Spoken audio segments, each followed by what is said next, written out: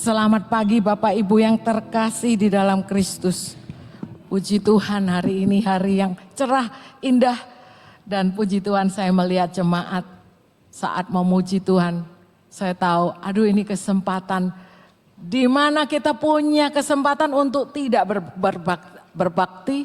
Kita punya kesempatan, punya pilihan untuk tidak usah beribadah. Tetapi hari ini hati Tuhan disenangkan loh.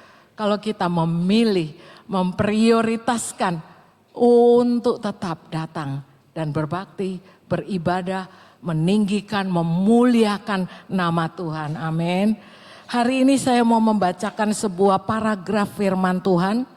Meskipun agak panjang dari Markus 9 ya. Dari ayatnya yang ke-14 sampai 24. Tapi saya bacakan dengan kata-kata yang saya terjemahkan. Nanti di ayat ke-24 itu adalah inti atau judul dari khotbah saya. Demikianlah firman Tuhan. Markus 9 ayat 14. Ketika Yesus, Petrus, Yakobus dan Yohanes kembali pada murid-murid lain. Mereka melihat orang banyak mengerumuni murid-murid itu.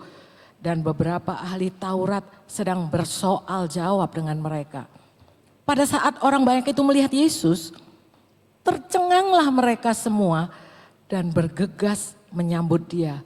Lalu Yesus bertanya kepada mereka, apa yang kamu persoalkan dengan mereka? Jawab seorang dari orang banyak itu, Guru, anakku ini kubawa kepadamu karena ia kerasukan roh yang membisukan dia. Setiap kali roh itu menyerang dia, roh itu membantingkannya ke tanah, lalu mulutnya berbusa, giginya bergertak dan tubuhnya menjadi kejang. Aku sudah meminta kepada murid-muridmu supaya mereka mengusir roh itu, tetapi mereka tidak dapat. Ayat 19 berkata demikian. Lalu kata Yesus kepada mereka, hai generasi yang tidak percaya, sampai kapan aku harus tinggal di antara kamu? Sampai kapan aku harus sabar terhadap kamu? Bawalah anak itu kepadaku. Lalu mereka membawanya kepadanya. Waktu roh itu melihat Yesus, ia segera mengguncang-guncangkan anak itu dan anak itu terpelanting ke tanah dan terguling-guling. Sedang mulutnya berbusa. Lalu Yesus bertanya kepada ayah anak itu, sudah berapa lama ia mengalami ini? Jawabnya, sejak masa kecilnya. Seringkali roh itu mencampakkannya ke dalam api ataupun ke dalam air untuk membinasakannya. Tetapi jika engkau dapat berbuat sesuatu, tolonglah kami dan kasihanilah kami. Jadi ayah dari anak ini berkata, meminta belas kasihan daripada Tuhan Yesus dan berkata, jika engkau dapat berbuat sesuatu, tolonglah kami dan kasihanilah kami. Jawab Yesus, Yesus mengkopi kalimat pernyataan dari Bapa tersebut. Katamu, jika engkau dapat, segala sesuatu mungkin bagi orang percaya. Segera ayah anak itu berteriak, aku percaya, tolonglah aku yang tidak percaya ini. Hari ini bukankah kita juga pernah masuk dalam satu tahap kehidupan menghadapi tantangan hidup? Dalam hal ini ayah yang menghadapi anak yang sakit, yang sejak kecil sakitnya itu tidak bisa disembuhkan, yang tadi sudah disebutkan secara detail apa yang terjadi. Tapi enggak cuma penyakit, apapun dalam kehidupanmu yang dimana kita merasa mentok, enggak ada jawaban, merugikan, menantang, membuat kita putus asa. Bukankah ini juga tanpa sadar sering kita berseru, Tuhan tolong aku. Aku percaya, tolonglah aku yang tidak percaya ini.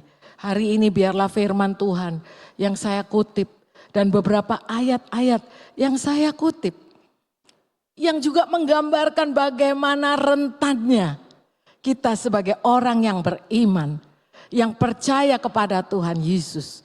Tetapi dalam kehidupan sehari-hari, waktu menjalaninya, tanpa sadar kelemahan kita, kekurangan kita, karena terpengaruh oleh apa yang ada di situasi, terpengaruh oleh apa yang kita lihat, apa yang kita dengar, apa yang kita rasakan. Tiba-tiba saya beriman, saya percaya, tapi kadang-kadang ada tercampur dengan tidak percaya. Jadi bagi anak Tuhan bisa loh tercampur beriman, percaya, tapi sekaligus tidak percaya. Dan ini terjadi bukan hanya kepada bapak yang anaknya sakit ini. Bahkan terjadi kepada para murid-murid Yesus. Murid-murid Yesus pun pernah Tuhan itu berkata keras, "Hai, kamu kenapa kamu tidak percaya?" Saya bacakan beberapa ayat lagi. Dalam Markus 10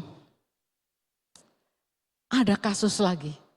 Hari ini tentang ayat-ayat ini tentang berseru karena percaya, meskipun tercampur dengan rasa tidak percaya, tapi Tuhan peduli dan Tuhan membantu, menolong kita untuk bisa tetap percaya. Seorang buta yang bernama Bartimeus, pasti Bapak Ibu sudah sering dengar. Demikian juga orang yang buta ini tahu Tuhan Yesus mau lewat, sehingga dia juga berteriak meminta tolong, meminta belas kasihan, ya, meminta belas kasihan. Jadi waktu Tuhan Yesus itu sedang lewat, dia adalah Bartimeus yang disebut pengemis yang buta, berarti karena dia buta mungkin jadi nggak bisa bekerja. Dan karena tidak bisa bekerja maka dia meminta-minta, maka disebut pengemis yang buta dan dia duduk di pinggir jalan. Tetapi waktu didengarnya ada orang dari Nazaret, yaitu Yesus yang akan lewat, dia berseru, "Yesus anak Daud, kasihanilah aku." Memang manifestasi dari orang percaya adalah kita berani meminta, percaya dan berseru, ya. Orang ini juga percaya karena dia berseru, "Yesus anak Daud, kasihanilah aku, tolonglah aku." Benar enggak? Enggak mungkin dia berteriak minta tolong kalau dia enggak percaya Yesus sanggup. Nah, ketika didengarnya Yesus orang Nazaret lewat, dikatakan dia teriaknya itu tambah keras sampai ditegur sama orang-orang karena mengganggu. Pernah enggak kita juga berseru kepada Tuhan? Dan orang pikir, orang yang terdekat pikir, waduh ini mengganggu karena apa? Kok ngoyo ngotot? Sesungguhnya Tuhan menghargai loh. Karena Yesus akhirnya berhenti dan berkata, ini panggil dia. Dan inilah kata Yesus, "Teguhkan hatimu, berdirilah. Ia memanggil engkau." Jadi ada orang sekitar, kuatkan hatimu. Yesus memanggil engkau. Orang buta itu langsung menanggalkan jubahnya lalu segera pergi dan pergi kepada Yesus. Ini pertanyaan yang baik. Apakah Tuhan Yesus tahu dia seorang yang buta? Saya percaya Tuhan Yesus tahu. Dia seseorang yang buta, Tuhan Yesus tahu pasti. Tetapi Yesus tuh bertanya kepadanya, "Apa yang kau kehendaki ku perbuat bagimu?" Jawab orang buta itu, "Rabuni," yang artinya guru yang saya hormati. "Aku ingin dapat melihat." Ya, aku ingin dapat melihat. Lalu kata Yesus kepadanya, "Pergilah, imanmu telah menyelamatkan engkau." Seketika itu juga ia dapat melihat lagi, lalu ia mengikuti Yesus dalam perjalanannya. Ternyata di dalam iman percaya kita, itu bukan ngomong aku percaya, dalam hati percaya. Tetapi selalu ada disertai dengan tindakan. Orang yang percaya itu tuh ada tindakannya. Orang yang percaya tidak pasif. Saya tahu orang percaya harus berserah. Sehingga kadang-kadang orang percaya itu pasrah. Tapi berserah yang benar adalah berserah karena tahu bahwa dia sanggup. Dan tahu bahwa apa yang terbaik itu Tuhan sediakan.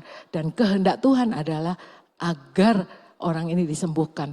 Tapi sungguh masih perlu menjawab, mau apa? Bukankah ini sesuatu pertanyaan yang agak, kalau udah ketemu tahu orang buta, nggak usah tanya, pasti pengen melihat. Bapak Ibu sekalian, kadang pertanyaan dari Tuhan kepada kita, tanya mau apa? Kadang kita sendiri loh, nggak yakin, nggak percaya akan apa yang kita inginkan. Hari ini satu ayat firman tadi menjelaskan bahwa Tuhan peduli. Dan manifestasi dari iman percaya adalah kita berani meminta pertolongan, berseru dan mengatakan apa yang kita butuhkan. Itu dengan Bartimeus yang buta. Dan firman Tuhan juga mengatakan kepada kita beberapa iman yang perlu kita teladani. Beberapa iman perlu kita teladani. Contohnya, seorang wanita yang pendarahan. Gak usah dibaca ayatnya semua karena Bapak Ibu sering tahu bahwa itu terdapat di Matius, salah satunya di Matius 9. Seorang wanita pendarahan 12 tahun itu menjumpai Tuhan Yesus. Yang sebetulnya Tuhan Yesus dalam perjalanan untuk pergi ke seseorang yang mau dia doakan. Jadi gak ada rencana Tuhan Yesus untuk mendoakan dia. Kadang-kadang di dalam ketidakadaan jadwal atau agenda tertulis hari ini Tuhan Yesus mau menyembuhkan seseorang. Tetapi jadwal Tuhan selalu tersedia bagi kita. Tuhan selalu siap menolong. Dikatakan iman percaya wanita pendarahan 12 tahun yang sudah menghabiskan banyak biaya, ya, sudah berobat kemana-mana, tapi dia berkata, akhirnya aku akan menjumpai Yesus. Dalam hatinya sudah ada percaya dan yakin. Imannya begitu kuat sehingga dia berkata, asal ku sentuh saja jubahnya, aku akan sembuh. Satu pernyataan yang keluar dari hatinya yang mungkin sudah habis-habisan. Kita tetap percaya, sakit tetap ke dokter. Saya tidak anti dokter, mantu saya dokter kok, tidak anti. Karena ada dokter kita tertolong benar ya, bisa konsultasi gratis yang di sini. Tapi kalau seperti kasusnya wanita yang udah 12 tahun menderita dan sudah berobat dan uangnya sudah habis, saya percaya kadang-kadang dalam keadaan terjepit, iman itu timbul. Dalam keadaan terpuruk, iman itu muncul. Jadi kalau Bapak Ibu ditanya, kamu orang beriman, kita semuanya ngomongnya, ya kita adalah orang yang beriman. Tapi bagaimana iman kita tuh seberapa dampaknya bagi kehidupan. Itu hanya bisa terlihat saat kita menjumpai tantangan. Sekali lagi saya ulangi. Kita orang beriman, orang yang beriman kepada Tuhan Yesus Kristus sebagai satu-satunya Tuhan yang mengendalikan hidup kita. Tapi waktu kita menghadapi tantangan hidup, apakah itu sakit penyakit, ataupun secara keuangan, ataupun hubungan yang memburuk, hubungan dengan sesama, dengan keluarga, Apapun itu tantangannya, ditipu, rugi, bangkrut, dicemooh, difitnah, digosip, ya apapun itu menyakitkan. Dan bagaimana kita menghadapi tantangan di depan kita, itu yang bisa menentukan. Nah, imanmu sekarang gimana? Karena cara kita meresponi apa yang ada di depan kita, tantangan yang begitu besar, itu membutuhkan iman. Dan cara kita meresponi tantangan itu menggambarkan bagaimana iman kita sesungguhnya. Tadi di ayat yang awal-awal Tuhan berkata, generasi ini generasi yang tidak percaya atau kurang percaya. Saya percaya kita semua bisa. Yang udah beriman itu percayanya terombang-ambing, bisa. Oleh sebab itu hari ini kalau saya bacakan ayat demi ayat, itu cuma satu tujuan saya, untuk mengingatkan, untuk meneguhkan, supaya ayo kita sama-sama saling menguatkan. Akhirnya wanita yang pendarahan itu memang benar-benar menyentuh jubah Tuhan Yesus. Dan dia sembuh. Bahkan Tuhan Yesus berkata, hai anakku, imanmu telah menyelamatkan engkau, ayat 22. Memang sejak saat itu sembuhlah perempuan itu. Amin. Jadi saya percaya hari ini kita semua ngalamin tantangan. Gak ada orang hidup gak terima tantangan. Apalagi menjadi anak Tuhan. Kalau kita hidup menurut kehendak Tuhan, berarti kita tuh menghadapi tantangan. Justru saya curiga kalau hidupnya oke-oke aja, semua smooth-smooth. Karena menghadapi arus dunia yang selalu membuat kita tidak percaya, yang membuat iman kita goyah, ya kan? Kalau kita sakit, sosial media, berita mengatakan, dokter bahkan bisa mengatakan ini chance-nya, kesempatan sembuh itu sangat sedikit. Ya kalau dokter mengatakan kesempatannya sedikit, persentasenya kecil, itu nggak salah. Karena dokter tuh kalau terlalu overconfident pasti sembuh. Terus nggak sembuh dia bisa disidangkan, di zoo. Ya, maksudnya diperkarakan maksudnya. Sehingga itu pun dokter dia udah terbaik, dia pikirkan, dia sekolahnya aja lo lama.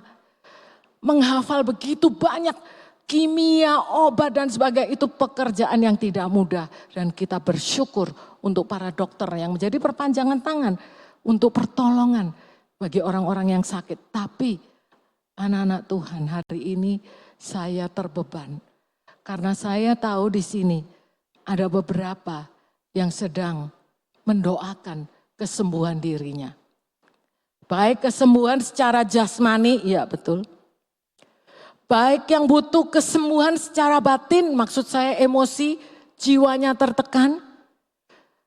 Yang bisa sakit itu semuanya. Tubuh bisa sakit, amin. Perasaan bisa sakit gak? Bisa. Bahkan dompet kita juga bisa sakit. Kalau kita enggak punya uang, dompetnya kosong, dompetnya nggak sakit. Kita sakit karena dompetnya nggak ada uang. Sakit nggak? Nggak ngaku kalau nggak. Pernah nggak keadaan di mana kita butuh uang tapi tidak tersedia uang? Kayaknya cuma saya di sini yang pernah khawatir saat nggak ada uang. Oh, bisa tahu nggak ada uang? Bisa. Keadaan tuh bisa membuat kita itu ada kebutuhan dan tidak tercukupi. Tetapi disinilah imanmu berdampak. Karena bagaimana imanmu, maka engkau akan meresponi dengan cara yang benar. Dengan percaya sepenuhnya. Tadi saya udah beberapa contoh aja ya. Nah, satu ayat lagi. Yang Tuhan Yesus puji itu adalah iman seorang perwira. Itu ceritanya di Matius 8. Seorang perwira tinggi punya anak buah, staf yang sakit. Ya, sakit lumpuh, dia sebut hambanya. Ya, Matius 8 itu ayat 6 dan seterusnya. Nah, dikatakan dia bertemu dengan Tuhan Yesus untuk meminta pertolongan. Tolong, hambaku itu sakit, disebut lumpuh dan sangat menderita. Wow, ini seorang atasan yang luar biasa karena peduli dengan bawahannya. Dan dia yang benar-benar menjumpai Tuhan Yesus untuk menyembuhkan, menolong. Dan Yesus berkata, aku akan datang, Tuhan Yesus mau, aku akan datang menyembuhkan. Ayat 7 mengatakan gitu. Namun ayat 8, perwira itu menjawab demikian, Tuhan, aku tidak layak menerima Tuhan. Dia memanggil Yesus sebagai Master, Tuhan yang dihormati. Di dalam rumahku aku tidak layak. Tetapi katakan saja sepatah kata dan hambaku itu akan sembuh. Wow. Dia begitu tahu bahwa Tuhan Yesus sanggup untuk menyembuhkan. Dan dia begitu mengerti struktur otoritas karena dia sendiri perwira. Dia tahu namanya otoritas, kalau atasan menyuruh bawahan, bawahan itu pasti nurut. Karena yang nyuruh atasan. Dia mengerti bahwa ada otoritas tertinggi di dalam diri Yesus. Sehingga macam apapun penyakit itu dibawanya Tuhan Yesus, sehingga dikatakan demikian. Bahwa katakan saja sepatah kata, hambaku itu akan sembuh. Satu ekspresi dari iman, percaya, yang membuat seseorang bisa begitu yakin. Pokoknya Tuhan Yesus berfirman, berkata satu patah kata aja, gak usah doa panjang-panjang, pasti hambaku sembuh. Iman dari seorang perwira ini membuat Tuhan Yesus kagum, sehingga Tuhan Yesus berkata, iman sebesar ini tidak pernah aku jumpai pada seorang pun di antara orang Israel. Amin. Saya percaya bahwa kita semua akan menjalani hidup, dan sebagai anak Tuhan kita menjalani hidup yang berkemenangan. Dan kita tuh bukannya gak punya iman. Semua kita ini di dalam Kristus Yesus. Iman pun anugerah. Udah diberi sama Tuhan. Bahkan firman Tuhan katakan kalau kamu punya iman, kadang kita ngomong iman saya tuh gak besar. Tuhan bilang dalam Matius 17 ayat 20 gak perlu besar. Kalau sebesar biji sesawi, Matius 7 ayat 20 coba. Dikatakan iman yang sebesar biji sesawi itu sanggup untuk memindahkan gunung. Oleh sebab itu saya percaya bukan size atau ukuran imannya. Bukan karena rohaninya mengerti ayat. Mengerti ayat itu bagus. Karena kita mesti mengenal Yesus melalui pendalaman dan mengenal firman Tuhan. Tapi dalam hal ini kita semua bergumul. Kita yang mengerti firman Tuhan, yang berjalan bersama Dia, tetap ada tantangan, pergumulan untuk tetap menjaga iman kita agar sebesar biji sesawi tetapi berdampak. Saya tutup firman Tuhan ini dengan ayat nats firman Tuhan di Yakobus 1. Yakobus 1 ayat 2 sampai 6 yang kalau dirangkumkan berbunyi demikian.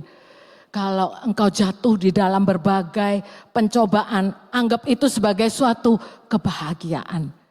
Karena itu adalah ujian terhadap imanmu. Kita kadang-kadang gak tahu, imanmu itu iman percaya, iman yang maju terus, atau imanmu itu mandek, atau bahkan imanmu mundur. Mestinya iman itu bertumbuh maju. Tetapi justru karena kita jatuh dalam berbagai pencobaan, Yakobus katakan anggap itu suatu kebahagiaan, itu ujian iman. Karena dengan demikian itu menghasilkan sesuatu yaitu ketekunan. Nah, firman Tuhan di ayat 3 ini, ayat 4, 3-4 mengatakan nih. Namun bagi yang kurang berhikmat ya, mintalah hikmat. Tuhan tuh gak ngomong kalau kamu kurang iman. Kita semua punya iman. Cukup sebesar iman biji sesawi. Tetapi ayat selanjutnya ayat 5. Tetapi apabila di antara kamu ada yang kekurangan hikmat. Saya katakan di sini. Kita itu bukan kekurangan iman. Kita itu punya iman. Tapi kadang kita enggak percaya. Bisa mundur. Bisa putus asa karena kita kurang hikmat. Hendaklah ia memintanya kepada Allah yang memberikan kepada semua orang dengan murah hati dan tidak membangkit-bangkit. Maka hal itu akan diberikan kepadanya. Ayat 6, mintalah dalam iman. Waduh, kita tuh disuruh minta hikmat, ada yang penting di sini. Kita nggak bisa minta cuman iman supaya apa yang kita hadapi, besok kita hadapi 1, 2, 3 semuanya beres. 1, 2, 3 beres semuanya. Enggak. Tetapi dalam prosesnya kita menghadapi ada yang namanya ujian iman. Ada yang namanya kalau yang demikian tuh saya beriman. Tapi gimana caranya menghadapi? Gimana saya harus memutuskan? Gimana saya harus mengambil keputusan? Bagaimana saya harus bersikap? Itu butuh iman. Sehingga ayat 6 ini. Hendaklah ia memintanya dengan iman dan sama sekali jangan bimbang. Sebab orang yang bimbang sama dengan gelombang laut yang diombang-ambingkan kian kemari oleh angin. Orang percaya bisa bimbang. Orang bimbang bukan butuh iman lebih besar. Kita butuh percaya. Kita butuh hikmat Tuhan, minta hikmat Tuhan supaya bagaimana saya menyikapi situasi ini. Bagaimana saya menyikapi kesulitan ini, tantangan ini. Bagaimana saya menyikapi apa yang terjadi di dalam kehidupan ini. Saya percaya lagu tadi berkata, lagu terakhir mengatakan imanku sepakat dengan apa yang Tuhan katakan. Fokus pada apa yang Tuhan katakan. Kalau saya bisa rangkumkan, iman itu kuncinya di fokus kepada Dia yang berjanji. Bukan fokus kepada hasilnya. Seringkali kita fokus kepada kesembuhannya, fokus pada ini utangku supaya lunas, fokus kepada uangnya, fokus kepada beresnya masalah. Tetapi fokus kita kepada Dia yang menjadi sumber segala sesuatu. Itulah iman, fokus kepada Tuhan. Saat kita fokus, kita percaya, kita punya tindakan. Dan tindakan itu akan menghasilkan buahnya. Amin. Saya undang untuk para musisi maju ke depan. Saya mau bacakan Kolose 2 ayat 6 dan 7. Kolose 2 ayat 6 dan 7. Firman Tuhan ini berkata demikian untuk saudara dan saya yang telah percaya menerima Kristus Yesus sebagai Tuhan. Firman Tuhan katakan, karena itu hendaklah hidupmu tetap di dalam Dia. Hidup tetap di dalam Yesus butuh iman. Istilahnya hidupmu itu tetaplah percaya, beriman kepada Dia. Hendaklah kamu berakar di dalam Dia dan dibangun di atas Dia. Hendaklah kamu bertambah teguh dalam iman yang telah diajarkan kepadamu. Dan hendaklah hatimu melimpah dengan syukur. Ini yang menjadi kerinduan saya. Nasihat Paulus adalah nasihat juga yang saya rindukan. Bahkan nasihat ini untuk diri saya. Tuhan, aku mau tetap di dalam Engkau dengan caranya supaya bisa tetap. Kita mesti berakar kuat sehingga tidak mudah terombang-ambing dengan badai kehidupan. Saya mau Tuhan untuk dibangun di atas-Mu. Dan tambah teguh iman yang telah diajarkan dulu. Yang dahulu engkau telah melewati saat-saat sulit, engkau berhasil. Tapi ada saatnya kita juga mandek, berhenti. Dan Tuhan mengerti kalau engkau mandek. Dia gak marah. Tapi hari ini dia mau, ayo jangan mandek. Apalagi mundur. Tapi ayo maju. Benih yang maju, benih yang bertumbuh, itu maju ke atas. Dari biji sesawi menjadi pohon yang besar. Yang sangat rimbun, yang memberi perteduhan bagi orang banyak. Dari yang kecil menjadi sangat besar. Iman kita perlu kuat, perlu diteguhkan. Dan hari ini saya merasa ada beberapa orang yang bukan gak beriman, tapi yaitu beriman, tapi bimbang. Beriman, tapi mandek, sudah tidak berani berharap, takut kecewa. Tapi hari ini kita mau tetap berakar, dibangun di atasnya. Berarti ada hal yang tidak sesuai dengan harapan kita, tetap percaya, tetap melihat dengan mata iman. Oleh sebab itu saya akan mengundang nanti Pastor Hari dan Pastor Joshua untuk berdiri di depan. Dan saya mau memberikan kesempatan bagi Bapak Ibu karena waktu masih ada. Yang berasa perlu untuk didukung dalam doa. Hambanya yang berdiri di depan itu adalah manusia biasa. Sama seperti saya, sama seperti Bapak Ibu. Tetapi kita mau sepakat mendoakan, meneguhkan ya. Jadi ayatnya dibangun di atas dia, kita sebagai hamba Tuhan ingin untuk ayo sama-sama ya.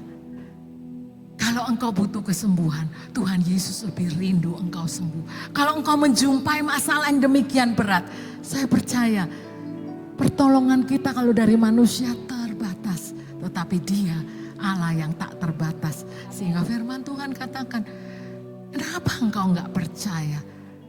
Engkau berkata, aku dapat, dia mengkopi perkataan seorang ayah yang anaknya tadi minta disembuh. Tidak ada yang mustahil bagi Tuhan. Oleh sebab itu majulah. Mungkin engkau hari ini untuk pertama kalinya melihat, oh iya, aku belum punya iman karena aku belum percaya kepada Tuhan Yesus. Belum pernah mengundang dia sebagai Tuhan dan Juru Selamat. Kalau itu adalah engkau maju dan katakan kepada hambanya yang di depan nanti, aku mau berdoa untuk terima Tuhan sebagai Tuhan, Yesus sebagai Tuhan dan Juru Selamat. Juga demikian. Yang maju adalah orang-orang yang berani seperti wanita yang 12 tahun pendarahan. Yang merendahkan hati. Mau dilihat orang kok seperti merambat demi menjamah. Karena apa? Ada keteguhan, ada ketekunan, ada keberanian tapi juga kerendahan hati. Aku tidak peduli apa kata orang. Seperti Bartimeus yang waktu dia mau didoakan pun orang bilang jangan teriak-teriak, mengganggu. Tetapi Tuhan Yesus tidak pernah terganggu. Firman Tuhan katakan iman timbul karena pendengaran akan firman Kristus. Hari ini saya percaya banyak di antara ibu bapak ini yang sudah terima kesembuhan. Saya mau ceritakan satu kesaksian aja ya. Dan beliau adalah seorang ibu. Ya, saya tadi belum minta izin tapi saya rasa ibu sih, oma dari Kevin ya, itu pernah sembuh, pernah didoakan dan sembuh dari kanker. Mana ya ibu, saya ada datang, oh hari ini Bu, boleh maju sebentar Bu, saya kepengen untuk ini menguatkan, ini di luar skenario. Tetapi bukankah iman itu timbul karena mendengar seseorang yang benar-benar percaya dan berharap hanya kepada Dia, Tuhan Yesus, dan Tuhan Yesus menjawab doa. Amin. Benar ya Bu sih? Ibu kan pernah sakit. Saya sakit itu Kanker. Kanker payudara baru-baru tahun 2001 sudah dioperasi. Iya, tahun 2001 dioperasi. 2021 dioperasi dan setelah itu gimana Ibu? Itu dokter bilang itu saya hanya sampai 3 tahun lagi setelah operasi. Oke. Itulah perkataan dokter ya, kita kadang ya menghormati dokter ngomong 3 tahun ya. Apa yang Ibu rasakan dan apa yang Ibu percayai? Saya percaya Tuhan.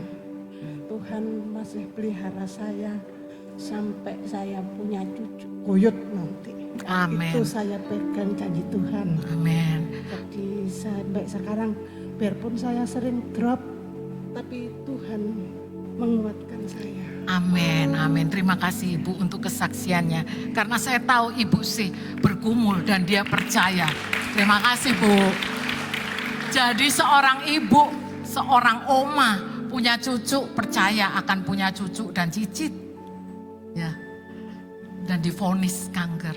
Dan saya melihat bagaimana ibu, seorang ibu yang percaya. Itu responnya. Tiap kali saya bertemu, Bu Sih gimana kabarnya? Puji Tuhan. Saya tidak pernah mendengar beliau menggerutu, mengeluh, sakit ini, sakit. Bahkan enggak jarang ibu berkata kepada saya, tolong bantu doa. Karena apa? Saya tahu Ibu Sih sudah langsung berdoa kepada dokter di atas segala dokter. Amin. Ini hanya sekedar satu aja. Mungkin ada beberapa yang bagaimana respon kita kepada apa yang kita hadapi itu juga tergantung iman kita. Ya, iman kita berdampak. Percayalah hari ini, jangan takut kalau engkau perlu melangkah dengan iman untuk maju, untuk ada hamba Tuhan yang mendoakan, inilah saatnya. Saya minta untuk tim Praise and Worship menyanyikan sebuah lagu dengan suara lirih. Nanti saya undang Pastor Hari, Pastor Joshua maju ke depan. Bapak Surgawi, inilah kami. Kami menyerahkan akan hidup kami sepenuhnya ke dalam tangan-Mu. Kami percaya Engkau yang jauh lebih sanggup menjawab lebih dari doa kami. Karena Engkau Allah yang berkuasa ya Tuhan. Dan Engkau peduli kepada kami. Haleluya. Nyanyikan lagu ini dan saya undang Bapak Ibu yang Tuhan gerakkan. Aku perlu melangkah dengan langkah iman. Silahkan maju ke depan. Ataupun yang ingin didoain karena mau terima Tuhan. Ataupun ingin didoakan untuk kesembuhan atau masalah apapun, silakan maju. Jangan takut. Tuhan menjumpaimu di mana engkau berada. Silakan Ibu.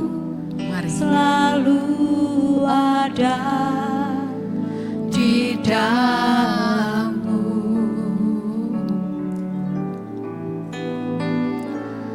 Ku tidak takkan menyerah meski dalam kesesakan. Seluruh hidupku dalam genggaman-Mu.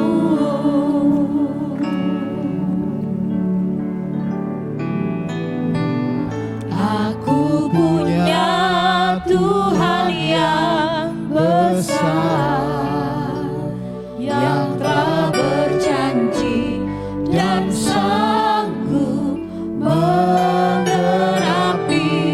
Imanku bersepakat percaya kuasa-Nya.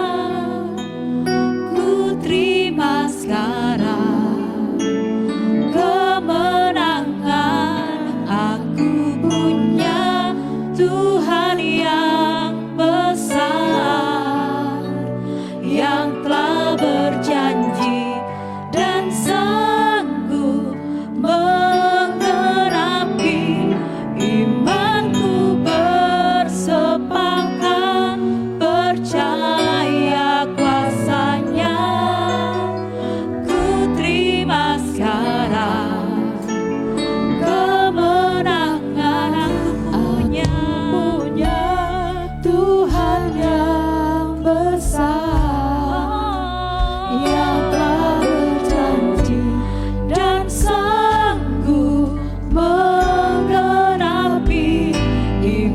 imanku bersepakat percaya kuasanya.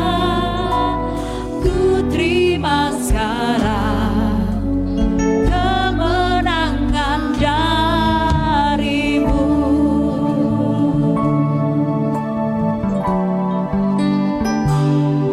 Ku hidup karena percaya Kau yang berjanji setia. Pengharapanku selalu ada di dalam-Mu. Ku tidak akan menyerah meski dalam kesesakan. Seluruh hidupku dalam genggaman-Mu.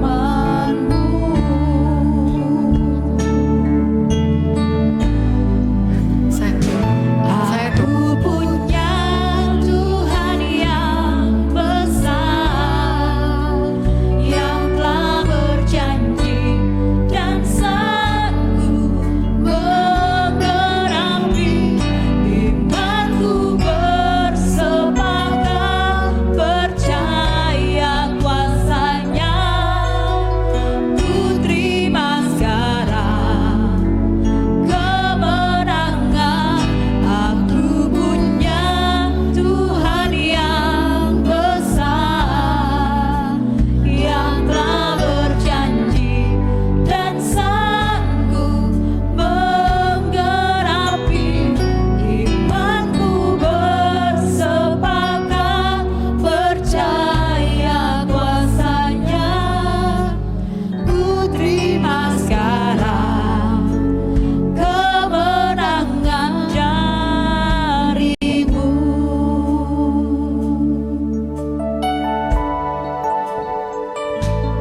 Ku hidup karena percaya Kau yang berjanji setia. Pengharapanku selalu ada di dalam-Mu. Ku tidak akan menyerah meski dalam kesesakan. Seluruh hidupku dalam genggaman-Mu.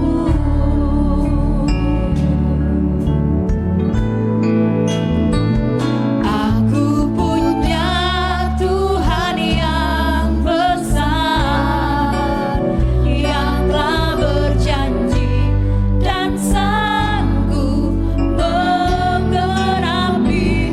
Imanku bersepakat percaya kuasanya. Ku terima sekarang kemenangan. Aku Saya undang untuk bangkit berdiri. Tuhan Yang besar, yang telah berjanji dan sanggup menggenapi. Imanku bersepakat percaya kuasanya. Ku terima sekarang kemenangan. Aku punya Tuhan yang besar.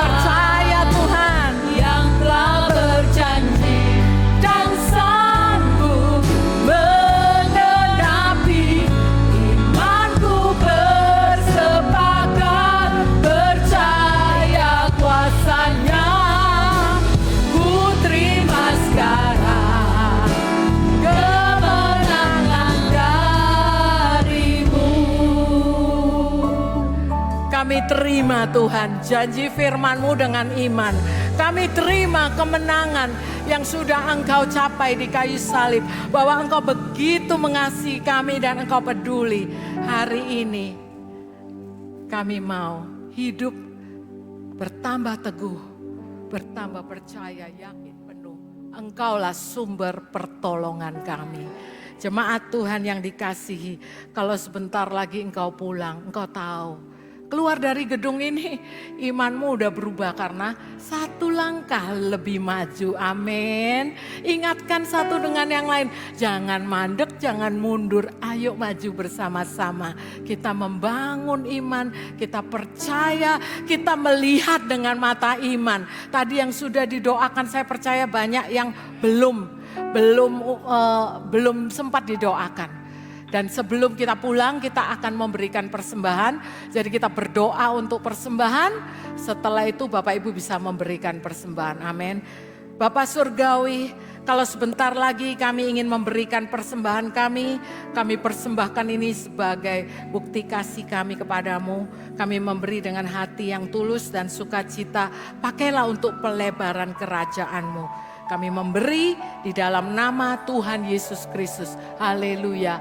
Amin. Silakan duduk, yang sudah siap memberi silakan memberi dan kita mendengarkan pengumuman sebelum kita nanti pulang.